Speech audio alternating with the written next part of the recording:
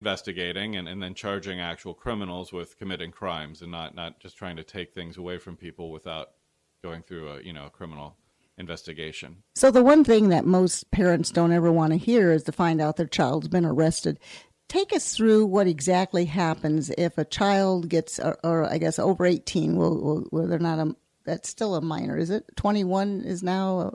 No.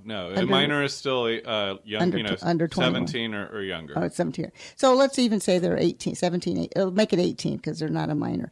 They've gotten themselves arrested because they've done something, or they've hauled them off to jail. What is the next step? What are they allowed to? You see in the old movies, they give them the phone to call, but that doesn't happen anymore. You can't. They don't just call somebody. You get that recording. Walk us through what happens when somebody's in jail and how they get in touch with their parents or an attorney. How that system is worked out. Sure.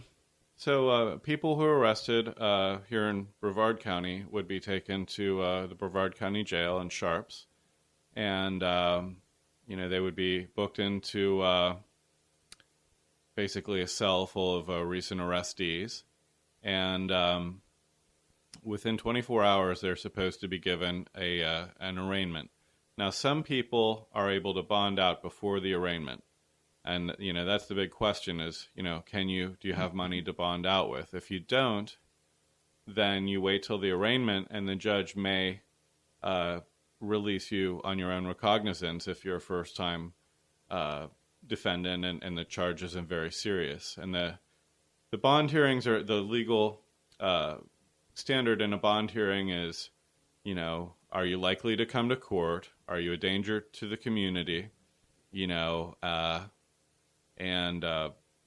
So typically if people don't have a history of missing court and they don't seem like they're going to run away, typically they'll either be released on their own recognizance or given a low enough bond where they can pay it, or get a friend or family member to be able to pay it. So on that bond, when they say your bond is set at $2,000, technically they only come up with, is it 10% of that? Well, it depends on the type of bond, but most bonds will allow you to pay 10%, but you would owe the full thing, obviously. Mm-hmm. Yeah, and sometimes you're expected to sort of put a car or some property against that, and that's why you're allowed to pay the 10%. Well, I know I had a neighbor, it was funny because I had just heard the scam that was on the website and on TV. This was a couple of years ago, where they said, be careful if you get a recording or someone calling you and saying, we've got, your grandson, your granddaughter is being held. You've got to give us money right now to get him out of jail. And people fall for that because they might just happen to hit it lucky that person does have a grandchild, and the scam artist, collects a credit card or has them pay in prepaid credit cards or whatever. And I had just told my neighbor that scam was out, and she came over and she said, I just got the phone call that somebody, she said this, but the weird thing was, she said, I got this recording that said, this is the Brevard County Sheriff's Department, and we're holding one of your relatives, and I don't even know if they said Brevard County, but they made it sound like it was a jail, and they said, you have to go to the site and put money into the site so they could make the phone call back to you. So I said, oh, that's a scam. So she didn't do it. And come to find out, her grandson had been arrested, and that was the only way they can communicate. They call you and tell you to put money into a prepaid phone, or I guess they call it their allowance or something. Right. People do have accounts, and it's a huge, huge business all across the United States of forcing people who are in jail, typically on very low-level crimes, but the phone service for them to communicate with anyone is insanely expensive, right. and these jail services companies are making a killing. And of course, it's not even the defendants who end up paying this; it's all the friends and family trying to sort it out and see even if they're going to help, they might not even necessarily immediately know what the person's charged with. Exactly. I will say this, if you get a call and you're not sure, you can go to Sharps and, talk to the front desk and find out, if the person's held. There's also through the Brevard County Sheriff's Office, there's a way to look up whether people are in jail. So you can verify it before making any payment, either online through the Brevard County Sheriff's site or by going in person to the Brevard County Jail Complex. Yes. So it was very strange. Well, anyway, the end of that story was we decided it was a scam. And about 3 hours later, this mysterious woman calls her who says, your grandson is in jail with my son. And he wanted you to know that he was there. So I told him I would call you, So it was we went, oh, okay, I'm warning him about a scam. And it turned out to be that's the new procedure. So the old movies and the things that we see where it says you have the right to a free phone call and they push the phone to you, you're not going to get that phone call. You have to have a loved one put money in for them to communicate with you. And I think the minimum was something like $5 that you had to put into this account, which right off the bat sounds like a scam. So there's so many things out there anymore that we're afraid to do anything because we think in terms of all these people calling and they're and then they've got phone numbers that look like something that's local. So beware. That's what we're saying right now is just beware of what's going out there. We've got about 8 minutes left, and I do want to talk about bankruptcy. Unfortunately, that is going to be the way for some people right now. We've tried to figure out ways to keep them from bankruptcy. As I said, Jonathan Lack always speaks on the Hardest Hit program that you might want to check into at first to find out, can I keep making my payments while I'm looking for a job? But it gets to that point where you just are overwhelmed and there's no place to go but wiping the slate clean. Tell us a little bit about the different kinds of bankruptcies. And I know it's always on a case by case, but there are different kinds of bankruptcies available for our listeners. Right. So there's, for consumers, there's two main types of bankruptcy. The most common is the Chapter 7, and that's typically used by people who make less than the median income for their household size, their family size. And the other one is called the Chapter 13, which is sometimes used by people who are over median income. And in that type of case, they're expected to pay some or all of their debts back, typically across a 5-year plan. Now, every now and then you'll see a under median Chapter 13, which can last only 3 years. That's not, those. Is that median income for the whole county, or is it for the state, or is it by municipality? Well, it's determined. It's done by state, and then within the state, looking at the zip code. So they look at how many people are living in the family as far as median income and so forth. Right. So, for example, for a household of 4, it's approximately $65,000. For a household of 1, it's approximately $40,000. Mm-hmm. So if you're a single person and you're making $40,000 or less, you would then qualify probably for the Chapter 7, which totally wipes out everything and you're starting fresh. Right. A Chapter 7 would just completely, a successful Chapter 7 would just completely wipe away any credit card, any medical, random,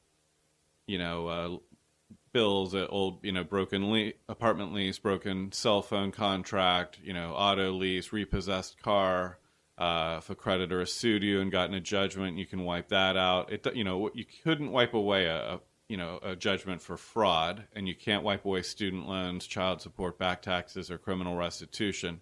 On back taxes, there is an asterisk there. There are circumstances where you can include tax debts, but on student loans, there's just nothing. I know that student loans, I listen to Dave Ramsey a lot, and that's the big bugaboo right now, is people have thousands and thousands, up to the $100,000 in student loan debt. And here they've gotten some master's degree in psychology or whatever they've gotten, and they're working in at some place for minimum wage because they can't find something in their now expertise area of expertise. So those student loans are not used in the bankruptcies. Is there any? And what many millennials, of course, who have the most student loan debt of anyone, what many millennials are not aware of is that student loans were dischargeable in bankruptcy Maybe when they got them originally. Up through the 80s. So when people like Hillary Clinton or Donald Trump or most of the U.S. Senate were in college, if they'd had a recession hit right after they graduated or something like that, they could have filed a bankruptcy and wiped out any student loans. And of course, back in those days, colleges were cheap, and they were cheap precisely because people couldn't borrow a lot of money, and it had to be something a young person could actually pay, or it wouldn't work. Now with student loans, people have the access to the capital, so what happens? The prices have gone way up. It's a bubble. It's crazy. I know there was a seminar I went to just recently about how to send your children to college without a student loan, and it all based on maybe getting a second mortgage or something where it's on your mortgage as opposed to getting these student loans, because they get to be a little expensive and they don't always negotiate with you and you can't buy them down and so forth. So one of the things that I think a lot of people aren't aware of, we're here in Florida, which is a homestead exemption, which applies to bankruptcy in some ways because you can separate your home from your bankruptcy. Let's talk a little bit about that, where if you need to go bankrupt because you have too much debt, but you want to save your home, how that affects the bankruptcy. Right. So, classic situation is, let's say I have a family of 4 and they're both working and the kids are doing okay and they've got the house and they're paying on 2 cars, and then one of them maybe loses a job or maybe just has a decrease in hours or a cut in pay. They might still be working, they're just not making the money that they quite need to pay everything.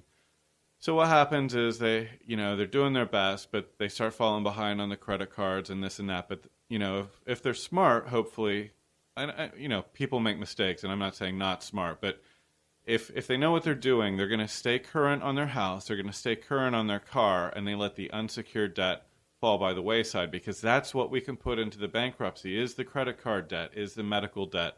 The house, if you're behind, bankruptcy typically is not going to save it, unless you can get current on it again. And it's very hard to catch up on a home once you're behind. Mm-hmm. So, but if you're current and just making payments and going along, then in the bankruptcy, you can re-promise to pay on that home and continue making the payments, and you'll come out of the bankruptcy not owing the credit cards, not owing the medical, but still owing on your house, current on your house, and with the ability to continue making the payments and eventually pay it off and own your own home. Right. And there's so many different avenues. Some people decide, I know they call real estate agents and they'll say, I can't afford my home anymore because I'm out of work. And so we look at that situation first before we list their home, because there are ways to do that with the Florida's Hardest Hit program. There's also something that Jonathan Lack handles, which is called the Principal Reduction Program, where if you're $50,000 upside down on your house, they give you that money to get you down to where you're even with what your home is appraised at. So there's some situations there if people feel bad, gosh, I'm throwing $1,500, $2,000 at my mortgage payment every month, and I'm still owe $50,000 more than my house is worth. So there's all kinds of things that, again, we always harp on this. We always want to stress this. So you want to talk to some professionals before you make any kind of rash decisions, because there might be a couple avenues that you might be able to do first or position yourself in the best situation. Again, on the house, you can separate that, but they do have some restrictions, and we only have about a minute to go. They do have some restrictions on how much your car is worth and things like that they have to take into consideration when you go bankrupt.